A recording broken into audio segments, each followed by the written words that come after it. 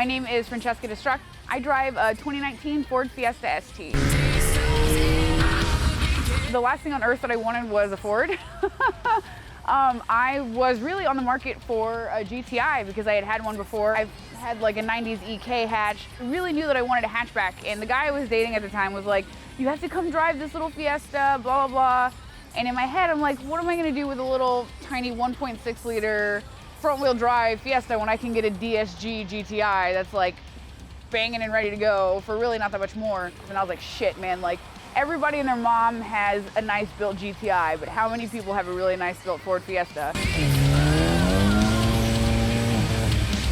When I was like 16 years old, I lived with this family, and what they did for a living was they would buy rusted out cars, like old classic cars, and they would restore them and sell them. My first car was a 1972 Oldsmobile Cutlass SS.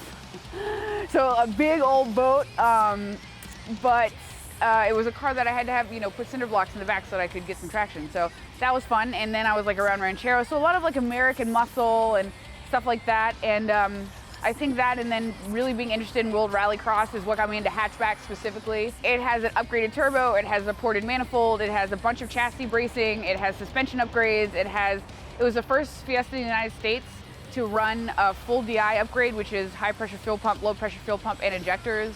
It has a Guardian Angel overboost protection. It has a recirc valve instead of a blow-off valve. So basically, anything and everything that I could do to the car short of cracking open the block has been done to it.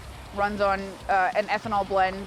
And then, you know, it has a nice little fat Coke can exhaust just because I like a little rice, obviously. This car, the way that this car really reflects my personality is a lot like the way that it is with my music. It kind of sounds like Angry Bees, and you're not really expecting it to be able to do much. But then when I open it up and I hit 33 PSI and the tires are squealing and I'm pulling away from much faster cars, they're like, what I really enjoy about the car is the community that comes along with it. It keeps you motivated, you know, you're seeing your peers doing really cool stuff and pushing the boundaries and pushing the limits and pushing the numbers and, you know, really trying to make a difference, and that kind of makes me want to do it. I've swapped the turbo out a couple times, and it's funny because of the first time I ever swapped the turbo out, it took me like, I don't know, 8 hours, and then now I can do it in like 4 or 6.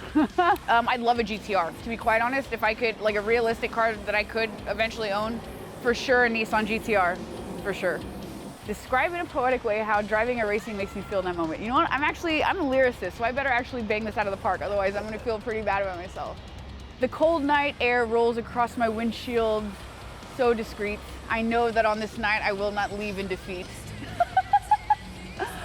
I put my foot down and feel the engine roar.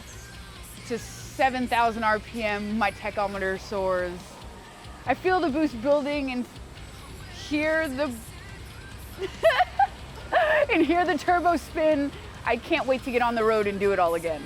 So I'm a singer of a band called Fate Destroyed. We are sort of like a post-metalcore band, so that's what I was talking about earlier with the screaming, so that's something you should know about me. And then you can follow my car on Instagram. It's her_small_st. And yeah, and so basically don't knock these little things.